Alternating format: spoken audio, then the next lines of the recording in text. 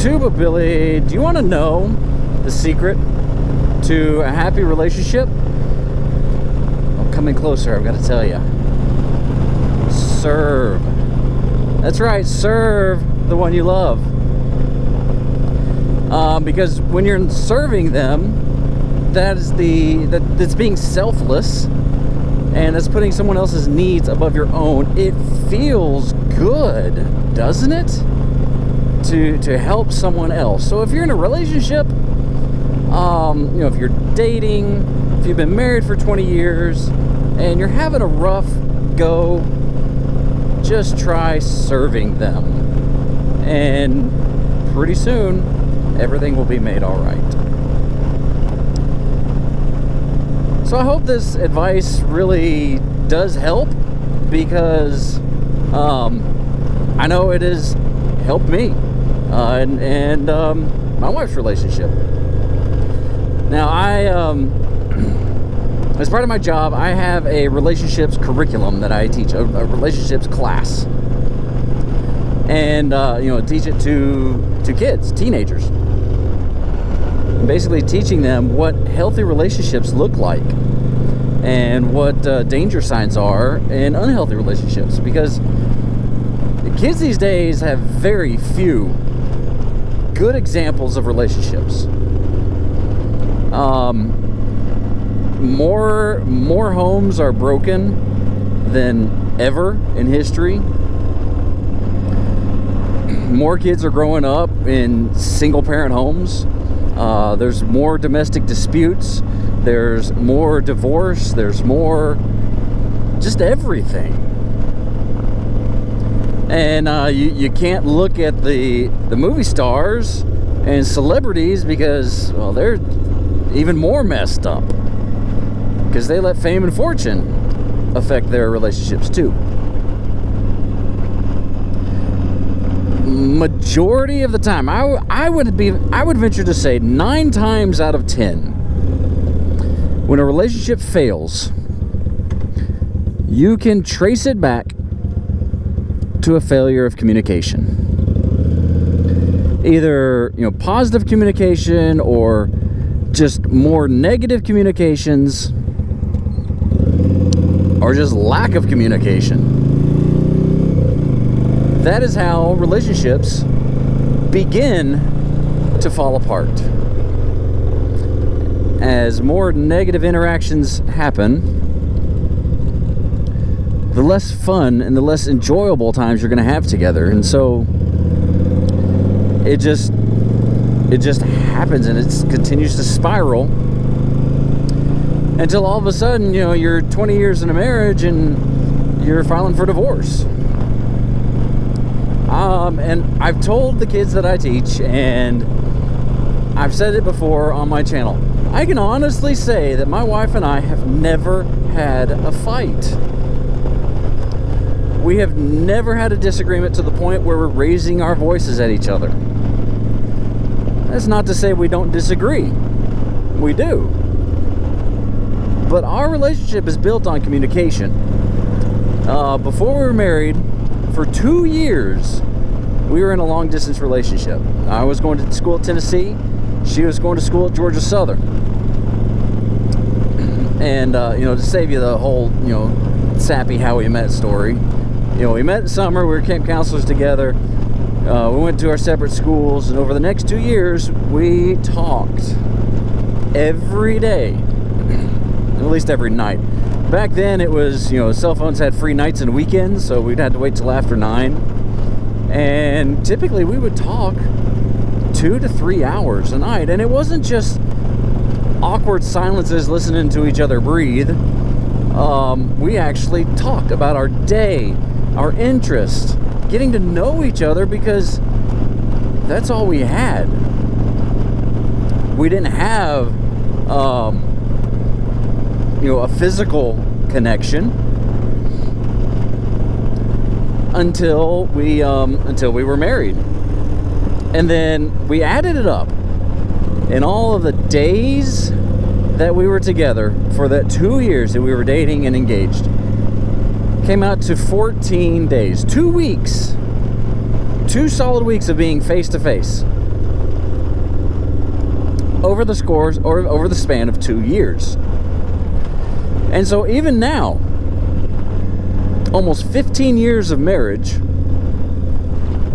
we still talk like that. We still communicate. We'll get home in the evening and we put the kids to bed, and then we sit on the couch and we talk. And sometimes we talk until really too late. We need to go to bed, but we keep talking because that's important. And there have been times where we feel like we're getting in a rut, where we feel, more kind of like roommates. And we discover that it's because we aren't talking. We get into a rut and we watch TV at night, or we get on our phones and don't really pay attention to each other. But we catch that early enough and we say, okay, we need to make a change before it continues to spiral, before it gets to a point of no return. And we catch it soon enough that we say, all right, we gotta fix that, and we do. So it never gets to the point where we're spiraling. This light is so long. And so that's what you got to do if you want a relationship to last. You've got to communicate. You've got to be open and honest in everything. And I'm not saying, never have secrets. But especially the big things, don't have secrets. Talk about things. Talk about financial purchases. Because that's one of the leading causes of arguments, is a financial burden. And usually it's one party in the relationship spending, and the other side saying, we don't have the money to do that, and that starts that negative, those negative interactions. So you got to talk. You got to be open. You got to be honest. You got to be communicators. But communication comes with, there are some certain skills that you need. So if you're having a disagreement, you need to make sure that you understand each other. And so there's a technique called the speaker-listener technique, and there are certain rules for each. If you're the speaker, speak for yourself. Don't try to put your thoughts or put words in the other person's mouth. Don't try to say, you did this because of such and such. No, you don't know that. You're just speculating. Another thing is, don't blame the other person. But also don't go on and on and on. Relate the issue that you're having a disagreement about and leave it at that. If there are other issues, bring those up another time. Now, important for the listener is you want to listen. It's not your time to disagree. It's not your time to argue or to try to solve the problem. Your job is to listen. You may not agree, but that is not your purpose, is to agree. Your purpose is to understand their point of view. And to do that, you ask questions. Say, okay, here's what I understand. When such and such happened, you felt, this certain way. And then the other person will say either, yeah, that's right, or no, not exactly. Let me say it again. You want to communicate so that you try to understand the other person. Not to try to outdo them, not to try to one-up, not to try to solve their problems. Especially men. Women do not want their problems to be solved the majority of the time. My wife has gotten to the point where she'll just say, I just need an ear.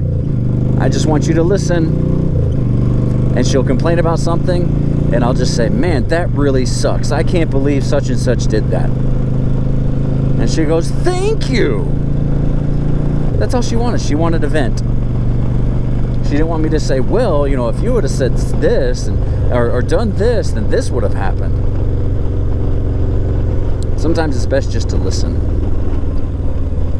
So the key to a long, happy marriage, and this is coming from someone who's been married for 15 years. And I know, you know, I'm a long way from, you know, 60-year anniversary. Hopefully I survived that long. But to communicate and to serve each other. If you start thinking more of yourself, what's in it for me? How can I make myself happy? For me, by serving my wife and making her happy, meeting her needs, makes me happy. Makes me feel fulfilled. And in turn, she does the same for me. So just some thoughts for you on this lovely motorcycle riding day. The weather's warming up, the sun's coming out, but rain's coming in a few days, so not going to be long-lived. But anyway, just please love the people you're with. And you know, even if it's a friend, same principle applies. Communication is the key. Be excellent to each other. Tuba Billy signing out. God be with you till we meet again.